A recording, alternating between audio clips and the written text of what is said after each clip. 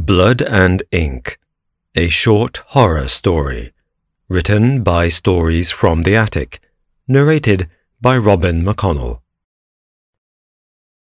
Though I'm not particularly proud of the fact, I've seen some bad things in my time. I've done quite a few bad things too, but never in all my years have I seen anything that compared to what I saw that night. At the end of the day, though, if a friend asks a favor and you know deep down that they really, truly need your help, then how can you say no?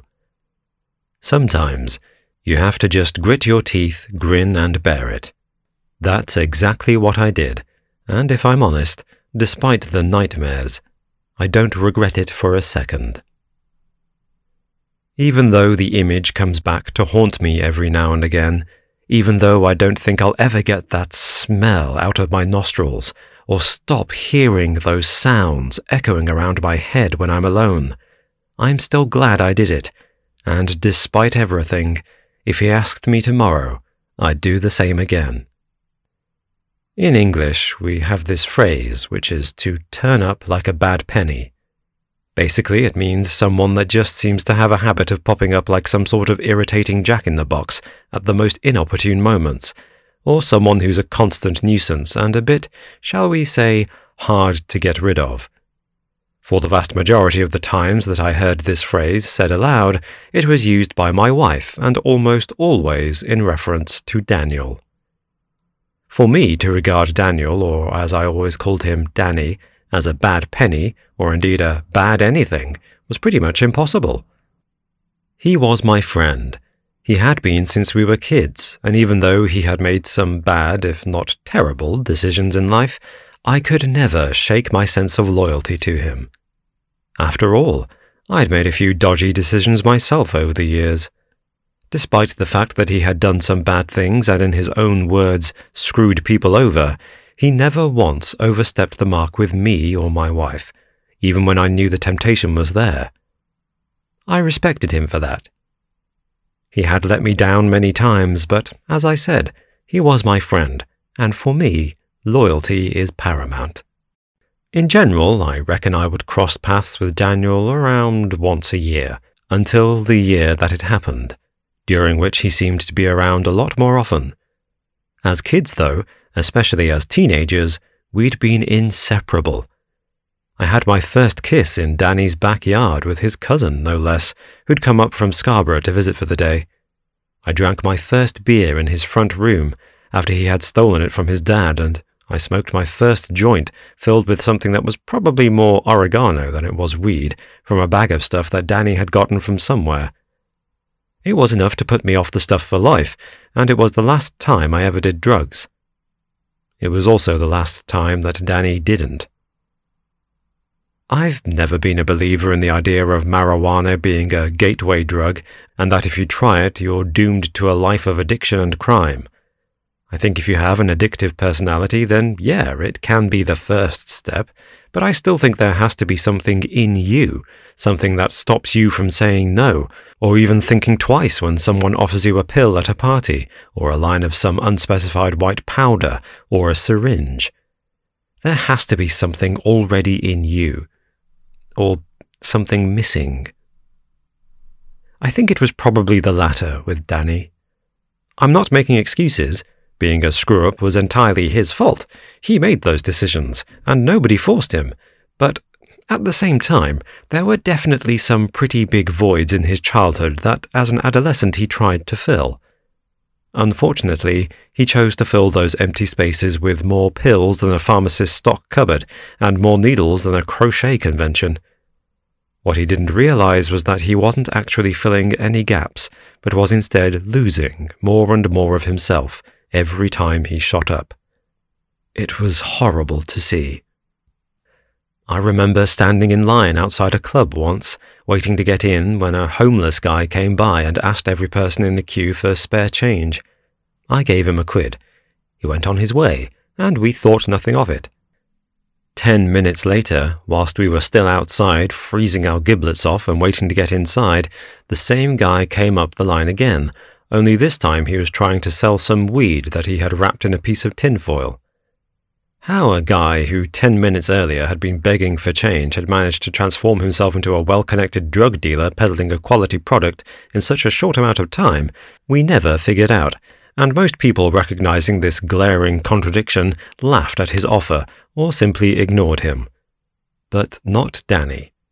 He paid for and smoked what the old tramp was peddling, and later that night ended up being taken to hospital after he passed out and we couldn't wake him up.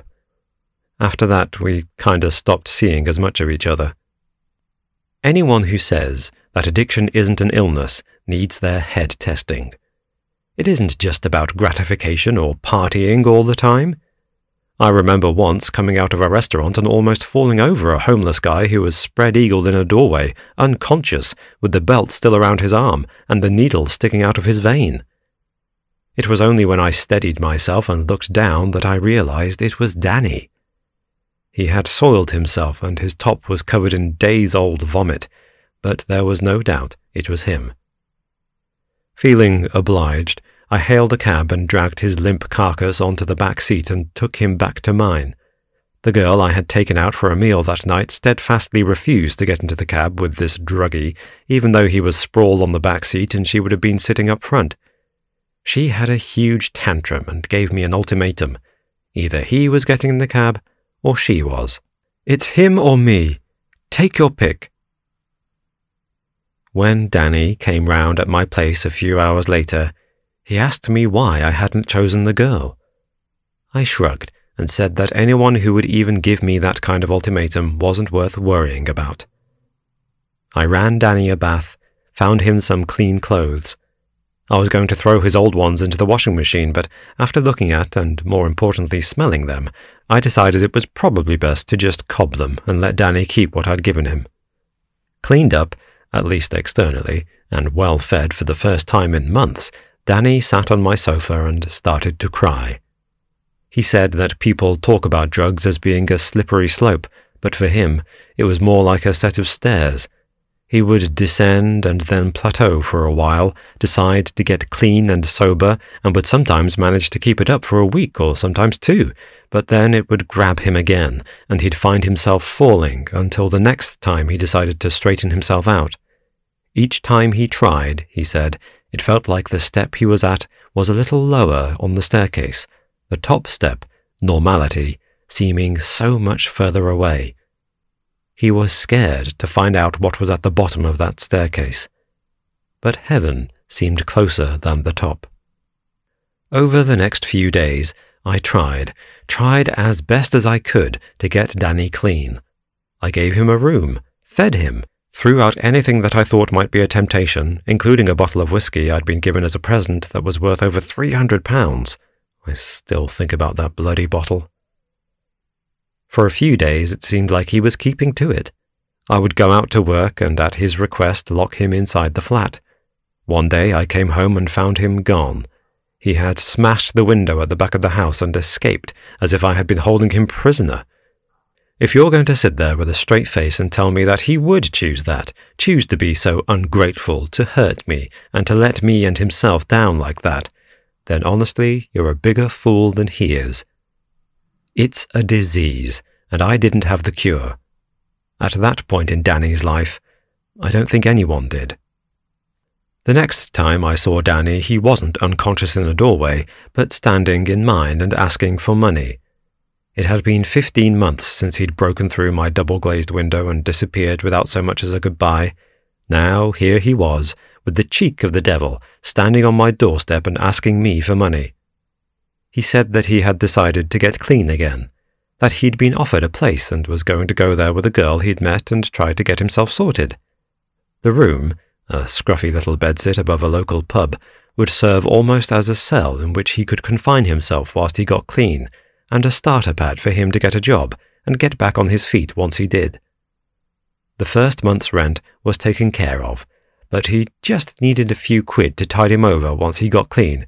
He would, he assured me, pay me back once he got himself right and found a job. I told him that if he got clean, I'd give him a job myself, and saw a faint flicker of what I thought was sincerity and hope in his eyes. I gave him enough cash to cover 3 months' rent at the rate he'd told me, which, with the free month, gave him 4 months to sort himself out. 6 months later, I still hadn't heard from him, and when I went down to the pub to ask after him, they told me he had never shown up. Still, I tried. When I first saw Danny this year, before all the other stuff happened, he looked worse than I had ever seen him. His cheeks looked hollow, his cheekbones jutting out with such prominence that they looked as if you could hang your clothes on them. It seemed as if he hadn't had a decent meal in months, and his eyes had that glassy, far-away look that comes with addiction to narcotics. On that occasion, I had been in the park with the dogs and had been sitting on a bench taking a breather and watching as they tussled and leaped on the field opposite, when Danny, looking for all the world like some kind of animated scarecrow, plunked himself down next to me. At first I didn't recognize him, but when he said hello, it dawned on me who he was.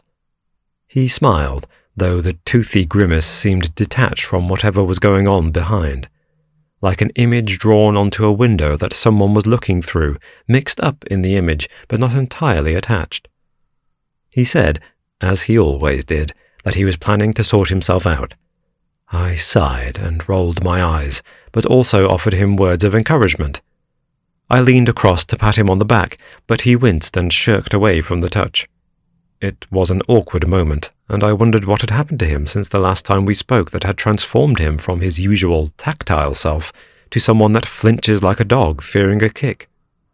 After watching the dogs in silence for a few moments, he finally got around to his reason for sitting down, and I began to suspect that my wallet was about to become lighter. "Listen, man, I'm a bit embarrassed about this, but, I raised a hand to stop him. "I don't have much on me, Danny, and even if I did, after last time, I'm not sure I can trust you." Danny again recoiled and raised his open hands before him as if in objection.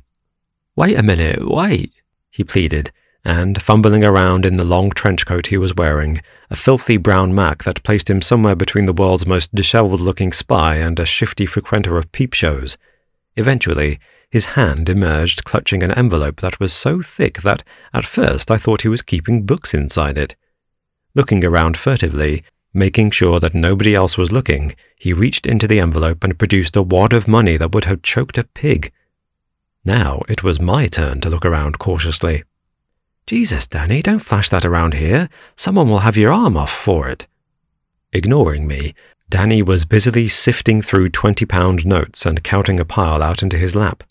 I stared at the notes, wondering first whether they were counterfeit, and secondly, in the unlikely event that they weren't, how my drug-addicted waif of a friend had come into possession of them. The possibilities made me cringe internally. "Where the hell did you get all this, Danny? What are you mixed up in?"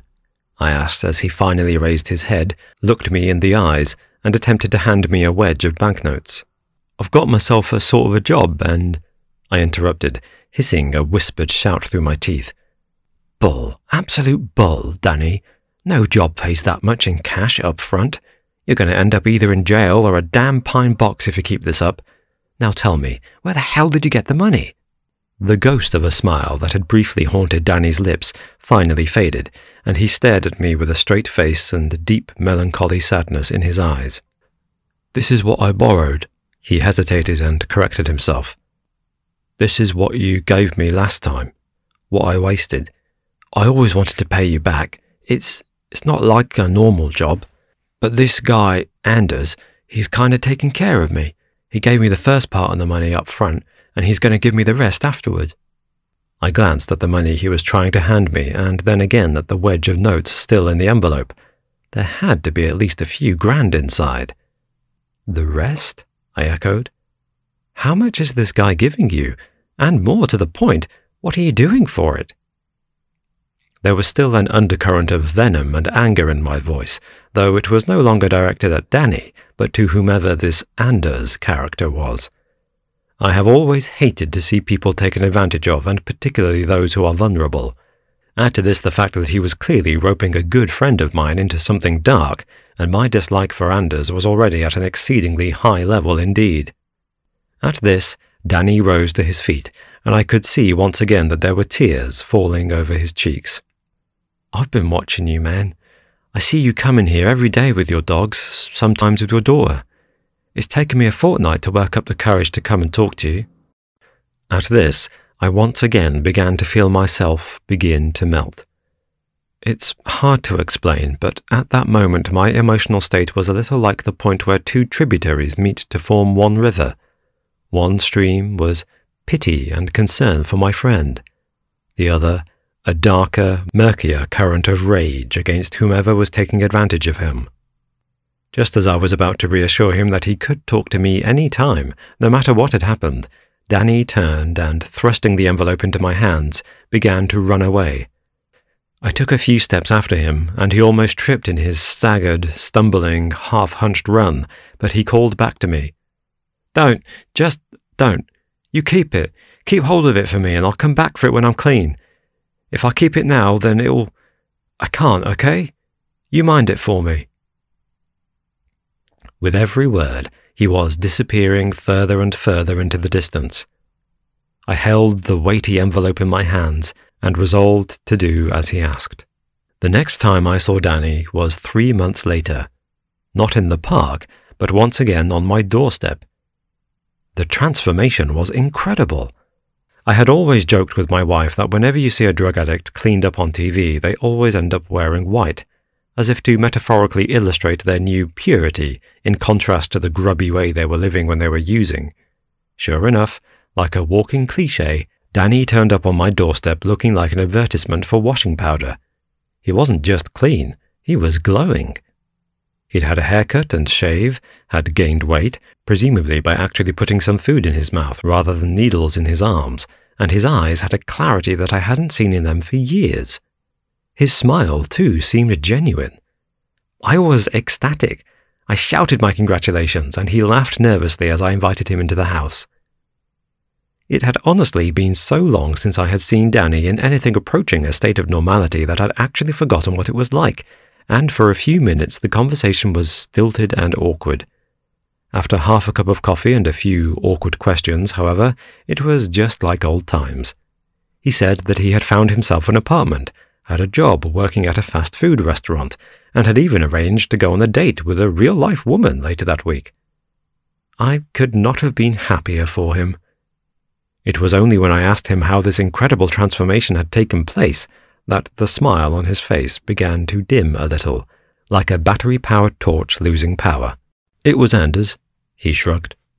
I felt my own face tighten as my expression and mood began to harden. For the first time since he had arrived, Danny lowered his eyes and began to avoid my gaze, in the same way he would when he was using, as if the embarrassment of having succumbed to his illness made him physically incapable of maintaining eye contact, a tangible manifestation of the shame he felt for being, as he saw it, weak. He explained that he had met Anders whilst in a situation similar to the one that I had found him last time. Crumpled in a doorway and unconscious, he had been scooped up by Anders and a friend, and when he had awoken he was in a bed in a hotel room, with a strange man watching him from the end of the bed. Anders fed Danny, paid for him to remain at the hotel for the next few days, and even brought him the small brown packets that were of utmost importance to him at the time, along with clean and sterilized needles. Before he opened his vein, however, Danny was presented by Anders with a strange proposition. "He asked me if I'd ever had a tattoo," Danny said obliquely. "I mean, I hadn't, but hell, it wasn't as if I could say that I had a fear of needles, was it?" He smiled at his half-joke, a smile I did not return. I was already beginning to suspect that this Anders fella did not have my friend's best interests at heart. What Danny then told me, however, took me completely by surprise. Rising to his feet, he began to unbutton his shirt. "It took 10 visits and a total of about 60 hours to do," he said, pulling the shirt off and pirouetting around to show me his back. What I saw was less a tattoo and more of a masterpiece. Covering Danny's entire back, his shoulders and upper arms was a thing of obscene beauty, but there was no doubt had required a great deal of talent to pull off. That the piece had taken 60 hours did not surprise me, and in fact I was actually somewhat impressed that such a detailed rendering could be achieved within that time frame. The work, as I have said, was magnificent, and the artist to be commended. The subject, however, was not one that I had any affection for. Splashed across the width of Danny's back was an ornate and beautifully decorated Ouija board. The letters and numbers were formed of a gorgeous filigree calligraphy. Symbols of the sun, moon, and various astrological signs I could not identify adorned the borders along with words and phrases either in languages and scripts I didn't understand, or meaning things that I wasn't familiar with. Words like tetragrammaton, Baphomet, Samael, and Lilith, words I recognized but didn't understand the significance of. Around the width of the board, which had been colorized and painted so that it looked as if it were textured wood, a host of creatures, goat-headed demons, and fabulous things with wicked smiles leered and reached, pressing in an overlap of thronging multitudes at the drawn edges of the board, as if it were a wall or a border, and they were pushing and scrambling, either to get in or to get out of whatever god-forsaken pit they had crawled from. I stared at the image on Danny's skin in silence for almost a full 5 minutes, drinking in the details, stunned into silent admiration of the skill, and also sickened by the desecration of my friend's skin by an image he had clearly not chosen to have put there, but had been paid to have indelibly etched into his flesh. "Why?" I asked eventually, all the longer and more complex questions seeming to knit themselves into that one simple syllable. "I mean, what does he get out of it? Is it some kind of kink, or does he photograph and use you as an advertisement? What?" At this, Danny put his shirt back on, pulling it over his shoulders and back to hide the image, but leaving it unbuttoned at the front. His head bowed in a look of defeat, he answered slowly, beginning with the positives. "You have to understand, he gave me another chance.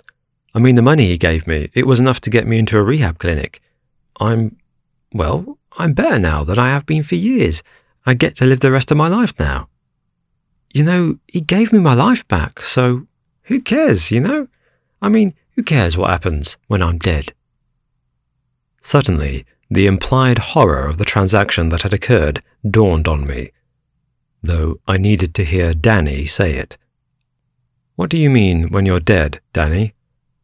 What about when you're dead?" Danny hesitated for a moment, then jumped into the explanation. "Well, he's bought it, the Ouija board. He kinda owns it now. There were a contract and everything. When I die, and I mean, I don't know anything about it, so it doesn't really matter, but when I die, well, my skin, or at least the skin on my back, it'll belong to him. So he can have an Ouija board made of human skin? Are you kidding me? You actually let him do this?" I shouted, enraged by the sheer exploitation of the whole deal. "What's it matter? I'll be dead. Gone. They can turn my skin into a rug for all I care. It won't matter. What really matters is that he gave me the money now, in this life. Forget it. I knew you wouldn't understand." At that, he stood, buttoned his shirt, and headed towards the door. I tried to stop him and make him see how he was being taken advantage of, how selling your very skin was the worst kind of extortion, and how he had no idea what that skin would then be used for, and what awful things could be linked to his very being. He wouldn't listen. Instead, he said that coming to mine had been a mistake.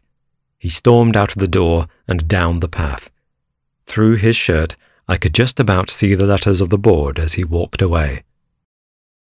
I have never really been the superstitious type. Both Danny and I attended Catholic school, and so we had a healthy education in the so-called powers of darkness, and all the devils and ghoulies that apparently await us sinners after death. Not that I ever believed it literally. Having said that, there was still something in me that would never allow me to use an Ouija board.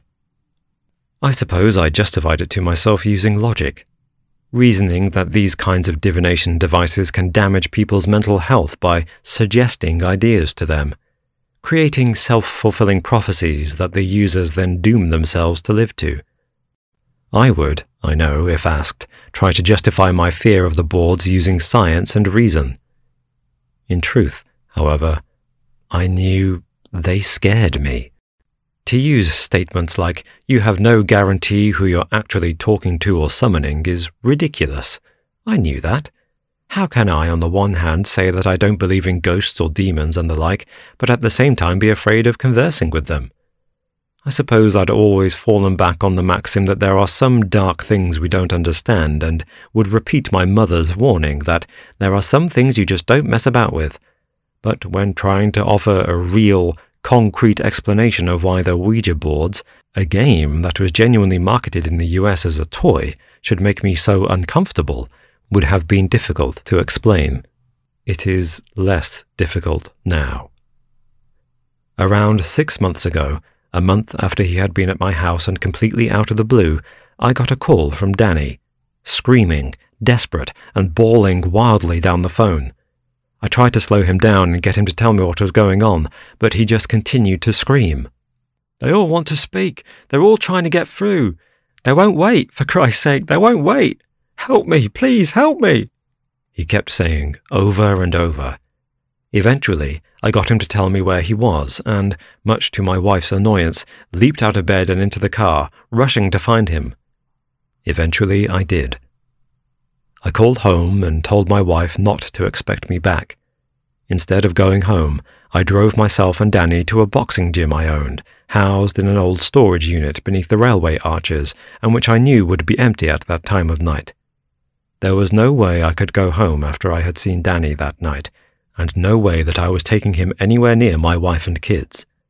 For though I only took Danny to the arches that night, it seemed and felt as if he had a crowd of hundreds with him. Neither of us slept that night. Instead, we sat on the battered couch I had installed by the office area next to the ring and talked. I know it was not the right thing to do with a recovering addict, but we polished off a full bottle of whiskey between us, and he told me what had been going on. How he had spent the past month in a state of absolute terror. At one point, he stood and, in the saddest demonstration I have ever seen, removed his shirt. As soon as he took off his coat, I could see what had happened. His shirt, the same brilliant white shirt that made him look like a newly minted angel when he had appeared at my door months earlier, was literally stuck to him. The fabric plastered and crusted to the multitude of drying wounds that covered his body. Bloodstains, seeping in rusty red-brown patches over the entire extent of his upper body, except for the board. With difficulty, he peeled off the shirt and turned, showing me the damage. For a second, I feared it might be self-harm, or that Anders or someone working for him might have had him beaten, but the form of the injuries was so strange, so oddly positioned, that I reasoned it could be neither of these things. The injuries were like animal attacks. Danny's shoulder had been recently stitched up at some hospital or another to close a bite wound, the jagged teeth marks of which were still visible around the stitches that protruded like spiky black hairs from the flesh. His ribs were slashed with a crisscross of claw marks, some of which had begun to heal, and which had also clearly required stitches to close. He was awfully bruised. Huge patches of greens, purples, and blacks speckled large swaths of his chest and back as if someone had kicked Danny the entire length of a football pitch, using him as the ball. Instead of the studs of football boots, however, the only impression one could see was the mark in the center of his chest, of a hoof, as if a horse or some other large cloven-footed animal had kicked him with terrible force. Later, Danny would describe how he had sustained this injury, how he had woken, unable to move and pinned to his bed, with an incredible crushing weight on his chest, pinning him to the mattress and restricting his breath. His head had also been pinned in position, but he had been able to look up just enough to see the shaggy hair hanging down as the thing, standing erect on his bed, pinioned him to it with one foot. "They don't want to wait until I die. They don't want to wait," he spat over and over again. Having seen what I'd seen, I believed him. I believed him, but I didn't care what they wanted. I haven't said much about myself or what I do day to day. This is intentional. Suffice to say that I am not a man who takes orders or gets pushed around by anyone, living, dead, or whatever the hell lies in between. I am not someone who is afraid to take drastic measures to protect those who are important to me, and I do not take kindly to people hurting those I love. I heard what Danny had to say. To say I wasn't scared would be a lie. I was terrified. It chilled my blood then, and it chills it now. But that didn't mean I was just going to roll over. It just meant I was more desperate, and desperate men do desperate things. The next day I went with Danny to St. Michael's Church. I had not attended a mass there for a long time, but I knew the priest and had contributed an awful lot of money to the upkeep of the church, the youth programs it supported, and Father John's personal coffers. After a few minutes of discussion, he had no objection at all to Danny staying in the church, seated quietly in the confessional box, whilst I took the steps I needed to take. Using Danny's key, I went to his apartment and, following the directions he had given me, located the contract he had signed with Anders, agreeing to undertake the strange tattooing project and to literally donate the skin off his back to Anders after his death. There was also a lot of detail concerning the compensation Danny was to receive. I took those documents to my personal lawyer, who recommended another agent who dealt with these sorts of matters, who took care of what I had in mind. Later that night, Danny was admitted to the hospital. I had called the ambulance personally, but had also ensured that I was nowhere near the location when he was found. As I mentioned at the start, I have done some horrible things in my life, things I am not proud of, and which I am still paying penance for, but never have I seen or smelt anything worse than Danny's skin dissolving in acid. By the time Danny was able to receive visitors 3 weeks later, he looked much better. He had been in a chemically induced coma for a fortnight. The pain of the 4th-degree chemical burns across almost his entire back was considered too much for him to manage whilst conscious, and almost cost him his life. Whatever heinous individual had committed the attack had not just thrown the stuff, but had tied the poor man down and scrubbed his back with scourers, taking all but the final layers of skin off. Managing the pain of that ordeal and its aftermath was the last time that Danny ever had an opiate-based chemical in his bloodstream. A week later, with the medical evaluation and police report of the acid attack filed, the insurance company was forced to pay out. Luckily, before the terrible attack took place, my lawyers had managed to secure a policy insuring Danny's back and particularly his tattoo, a valuable work of art, for a very substantial sum. They were able to do so using the contract that outlined its current value and a considerable increase in value following his death. It was considered, quite reasonably, that if the tattoo were to be damaged, Danny would lose a lot of money, and therefore insuring the piece was a necessary step. The contract made no mention of the fact that Danny had already received payment. The company was, of course, suspicious that such an injury should befall Danny only days after the policy was ratified, but hey, you can't account for these horrible, violent criminal types. They just seem to attack at random, don't they? Speaking of attacks, the night that I picked Danny up and took him to the gym at the Arches, I had been forced to bundle him into the car. I had come across him, around a quarter-mile from where he had agreed to meet me, sprinting up the street in a terrifying dash. What's more, I had seen, for at least a moment, what he was running from. I know that not many people alive will know what I really mean when I say that the shadows themselves were hunting him, but that's the best way I can explain it. Having seen that, and knowing that if what I had planned for Danny worked, then Anders would no doubt try again with some other waif and stray in the city, I made sure to have my associates keep an eye out for Mr. Anders in the usual haunts of the homeless. As fate would have it, Danny was not the only one pursued and eventually caught by things in the shadows, and Mr. Anders happened to have a very nasty accident only a few weeks later. A very nasty accident indeed. Whether Danny read about Mr. Anders' unfortunate demise, I don't know. Though I do smile at the idea that Anders' associates now use an Ouija board to contact him. What I do know about Danny is that after getting out of the hospital, like a good Catholic boy, he found it in his heart to forgive those that had injured him so badly. I know that he is now married with 2 children and lives not 10 minutes from my own house. His daughters play with mine, and our wives are almost as close to each other as we are. 2 summers ago, we had a big barbecue at my house to mark Danny's 5-year anniversary of being clean and sober. It was a great day, and the sun shone brilliantly for us as it did most of that summer, though, of course, despite the heat, Danny never once removed his shirt. This has been Blood and Ink, a short horror story, written by Stories from the Attic, narrated by Robin McConnell, copyright 2021 by Michael Vandervoort, production copyright by Michael Vandervoort.